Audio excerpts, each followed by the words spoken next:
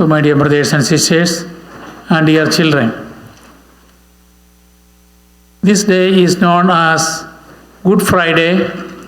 However, in the Syro Malabar Rite or in some churches, it is called Passion Day.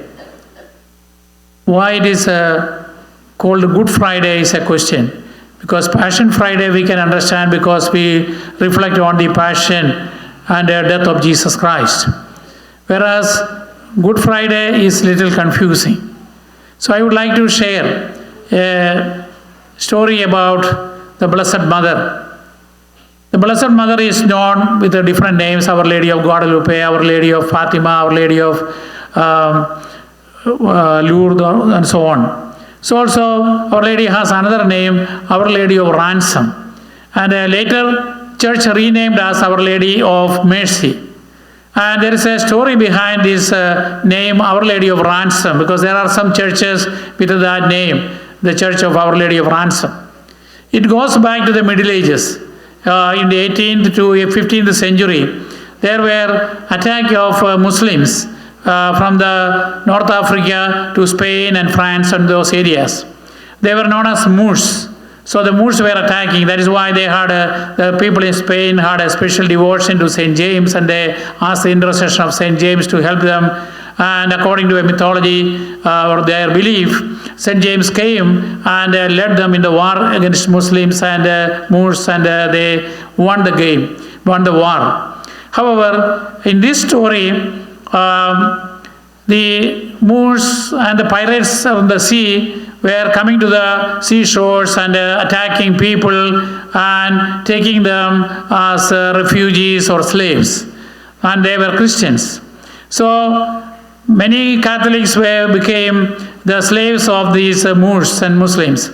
And people were praying for help and they could not win. And so they were in the bondage. And at that time, Our Lady appeared to Peter Nolasco in August 1218. And Our Lady asked him to form a special congregation, a community who would go and rescue these people. The only way they could rescue the people were to collect money from the other well-wishers to save these people. So they collected money from them, and then they will go to the Moors and negotiate and give some money as a ransom and then liberate the people. So even in the picture of Our Lady of Ransom, you will see that Our Lady is giving a bundle of money to this Peter Nolasco. And so it was a good news for the people who were in bondage, because they were ransomed by the well-wishers so that they could be free and the families were liberated.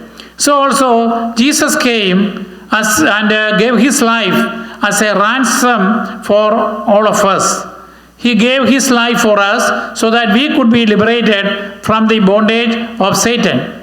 So the ransom was not given to the Satan, but shown to us how we could survive the struggle or the attack of the Satan.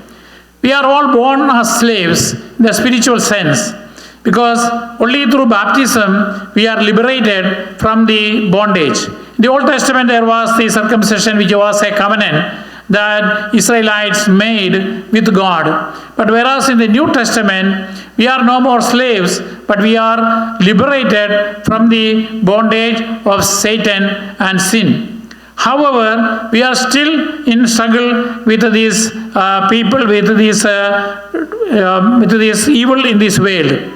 And as we said, Jesus sacrificed for all, but only many are saved. Many others are not saved because of the lack of cooperation from our part.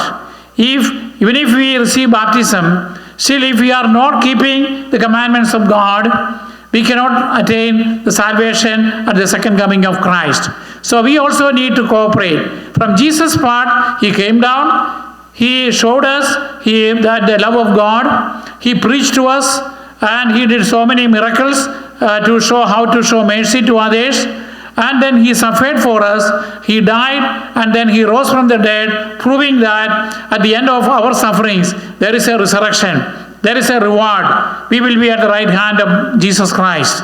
And so Jesus showed us how to save ourselves.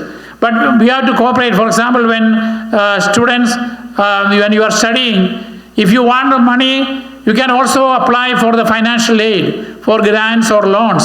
But if you don't apply, even if the money is there, you won't get it. So you have to do your part. And so Jesus says, you have to do a sacrificial life. You have to carry your cross along with me. Your cross is smaller compared to the big cross that Jesus carried. So in the midst of our struggle in this life, we have to help others as Jesus did. And that is what we learn from the story of the Passion of Jesus Christ. So my second part of the homily is going to be how Jesus did good to others while he was going through all kinds of sufferings.